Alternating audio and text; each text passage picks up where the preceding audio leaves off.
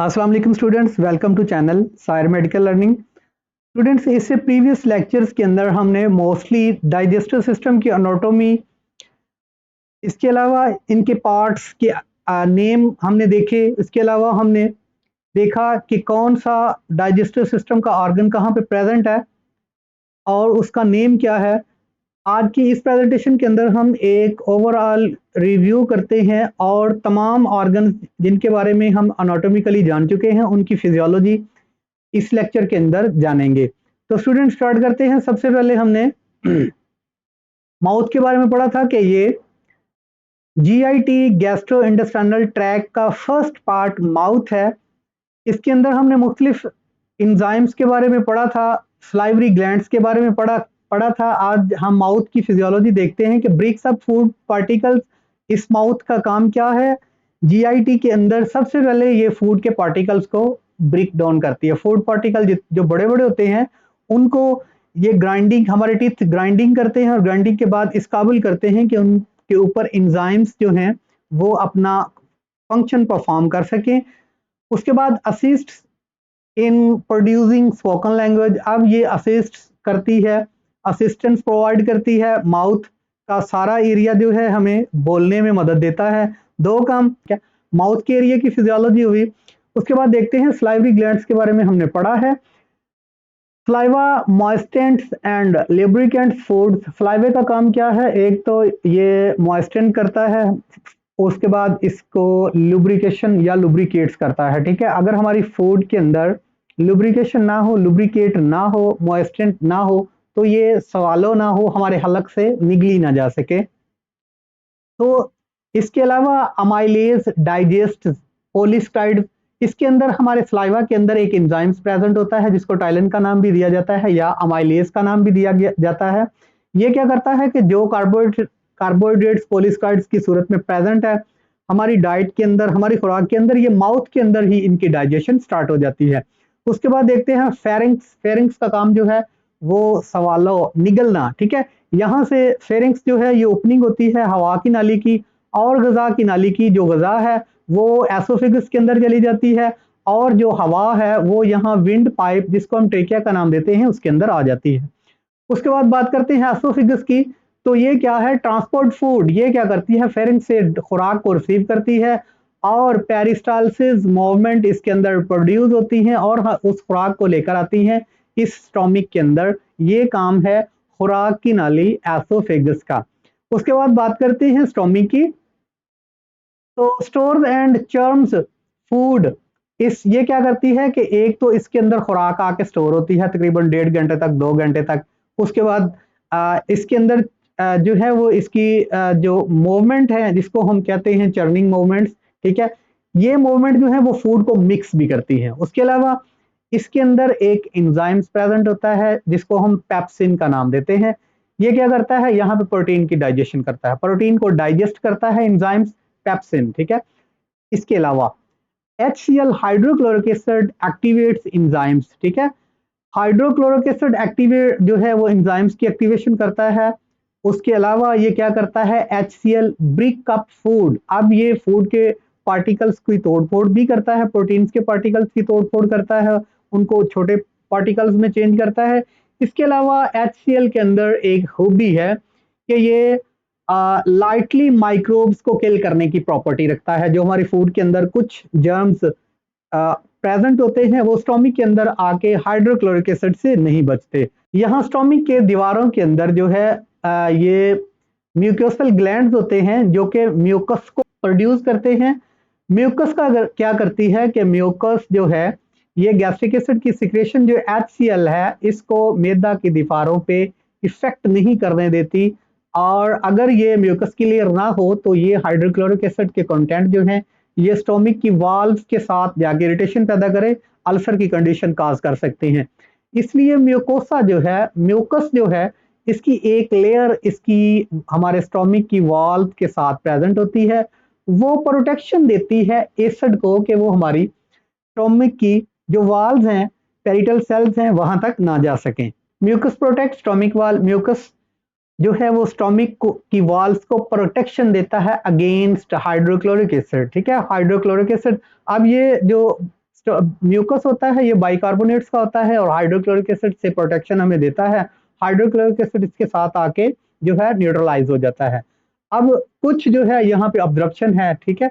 उसके बाद लीवर के बारे में जानते हैं। लीवर हमारी बॉडी का सबसे बड़ा ग्लैंड है, ये हमेशा बात याद रहे। अगर शॉर्ट क्वेश्चन के अंदर भी एमसीक्यूज के अंदर पूछा जाता है कि बॉडी का लार्जेस्ट ग्लैंड कौन सा है, तो liver is the largest gland in body. सबसे पहले इसके फंक्शन के बारे में जानते हैं कि डाइजेस्टिव सिस्टम में लीवर के फंक्शन क्या है। तो पहला फंक्शन इसका ये है कि ये ब्रेक डाउन करता है एंड बिल्ड अप भी करता है, ठीक है।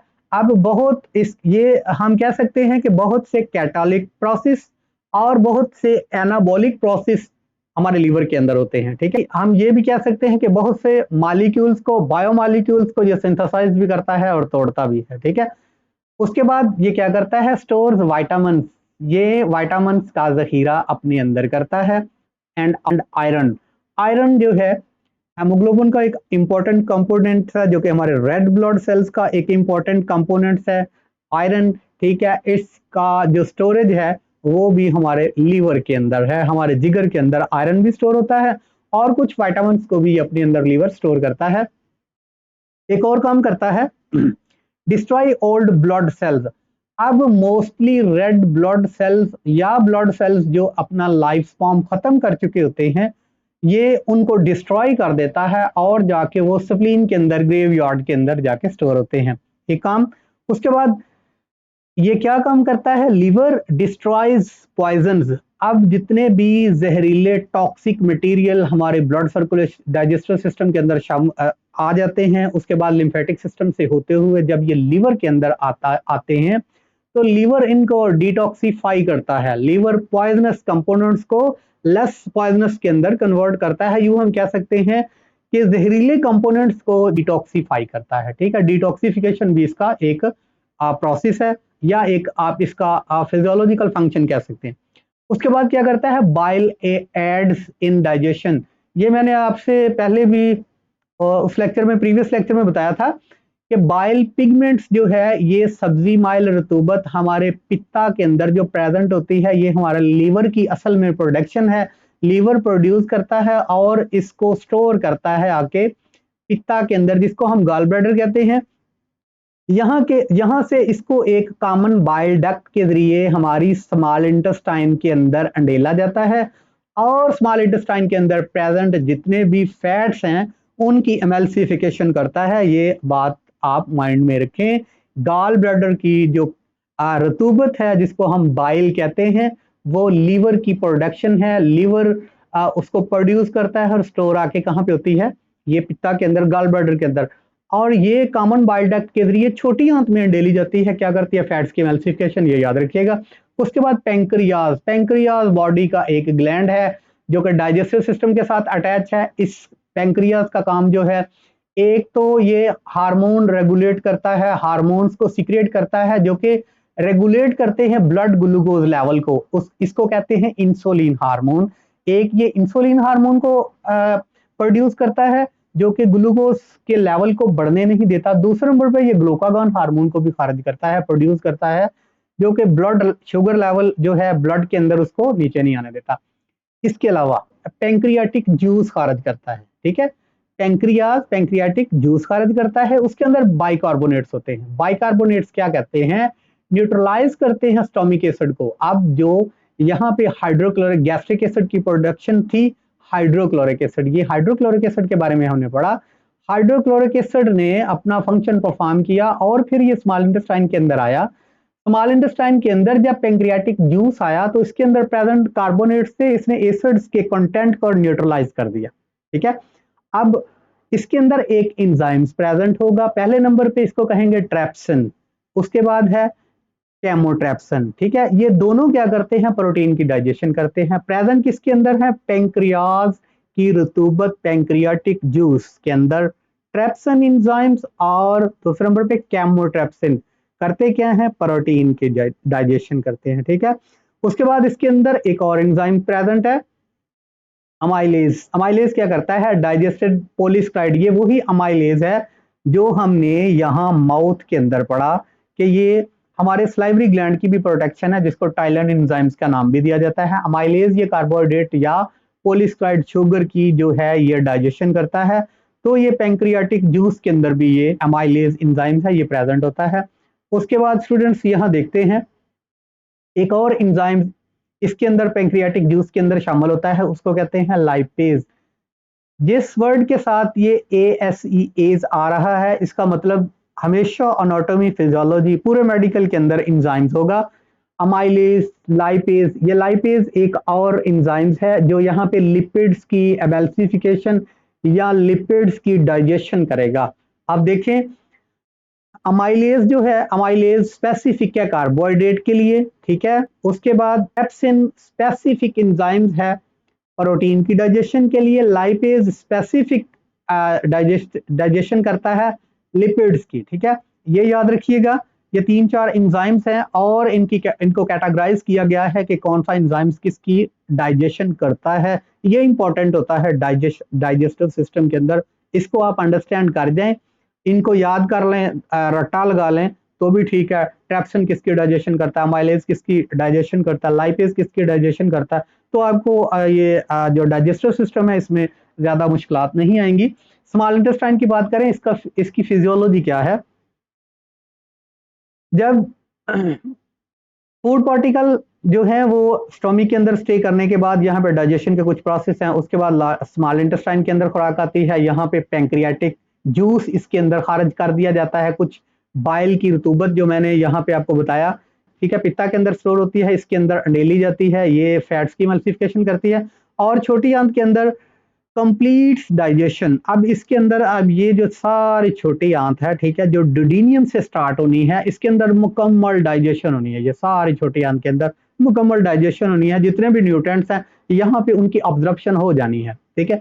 कंप्लीट डाइजेशन होनी है। Mucus protects gut wall. अब इसके अंदर जो है बी जो स्मॉल इंटेस्टाइन के अंदर भी म्यूकस प्रेजेंट है, ये गट वॉल को प्रोटेक्शन देता है। या तो इसके अंदर कोई अल्कलाइन जो मीडियम इसका कार्बोनेट्स की वजह से अल्कलाइन ज्यादा मीडियम है, उसकी वजह से भी इसको प्रोटेक्शन देता है। उसके बाद जो है म्यूकस जो है हाइड्रोक्लोरिक एसिड के कंटेंट HCl से भी इसको प्रोटेक्शन देता है। ये क्या करती है small intestine, observes nutrients. Student small intestine के अंदर मुकम्मल न्यूट्रिएंट्स की ऑब्जर्प्शन होती है। मोस्ट वाटर, कुछ पानी इसके अंदर उसकी ऑब्जर्प्शन होती है, लेकिन ज्यादातर वाटर के कंटेंट हम देखेंगे लार्ज इंटेस्टाइन के अंदर उनकी ऑब्जर्प्शन होगी। Most water, peptidase, digested protein, कुछ पानी, ठीक है। और ये इंजाइम्स पेप्टिडेज प्रोटीन की डाइजेशन करता है। उसके बाद सक्रेजेस डाइजेस्टेड शुगर, सक्रेजेस इंजाइम्स यहाँ पे शुगर की डाइजेशन करता है। उसके बाद अमाइलेज डाइजेस्ट पॉलीसेकेराइड। अब यहाँ पे मुख्तलिफ जो इंजाइम्स हैं वो प्रेजेंट हैं, वो भी कोई प्रोटीन की डाइजेशन करेगा जो यहाँ पे कंटेंट रह गए हैं पैंक्रियाटिक जूस से। उसके बाद सक्रेजेस जो है ये डाइजेशन करेगा शुगर्स की, और अमाइलेज डाइजेशन करेगा पॉलीसेकेराइड्स की। उसके बाद लार्ज इंटेस्टाइन जितने भी न्यूट्रिएंट्स हैं जितने भी न्यूट्रिएंट्स हैं वो स्मॉल इंटेस्टाइन के अंदर उनकी ऑब्जर्प्शन हो जाएगी। बाकी जो वाटर कंटेंट होगा और अनडाइजेस्टेड फूड होगी वो हमारी लार्ज इंटेस्टाइन के अंदर आएगी। रीऑब्जर्व सम वाटर, कुछ जो है वाटर कंटेंट है उनकी ऑब्जर्प्शन करेगी, और जो आयन इसके अंदर प्रेजेंट है वाटर के उनकी ऑब्जर्प्शन करेगी। फॉर्म्स एंड स्टोर फेसिस, ये इसके अंदर ही क्या होगा कि फेसिस पर जो है वो फॉर्म होगा, अनडाइजेस्टेड मटेरियल जो है वो फुजले की सूरत में यहाँ पे उसकी प्रोडक्शन स्टार्ट हो जाएगी, ठीक है। और फेसिस जो है वो इसके अंदर जो है वो स्टोर होता जाएगा, और उसके बाद ये स्टोर एंड एक्सपेल्स फेसिस, यहाँ पे आके जो फेसिस फाइनल अनडाइजेस्टेड मटेरियल होगा वो रेक्टम के अंदर आके स्टोर होगा। यहाँ पे रेक्टम के अंदर जो है वो फेसिस स्टोर होगा, और यहाँ पे उसके बाद जो है एनस जो है, एनस इसको अलाउड करेगी कि वो जो रेक्टम के अंदर फेसिस है या स्टूल है इसको एलिमिनेट किया जा सके। तो स्टूडेंट्स आज के इस लेक्चर के अंदर हमने फिजियोलॉजी ऑफ डाइजेस्टिव सिस्टम पढ़ी। इंशाल्लाह ये हमारा लास्ट लेक्चर था डाइजेस्टिव सिस्टम का। अगले सिस्टम के साथ, अगले लेक्चर के साथ दोबारा मुलाकात करेंगे इंशाल्लाह। अस्सलाम वालेकुम।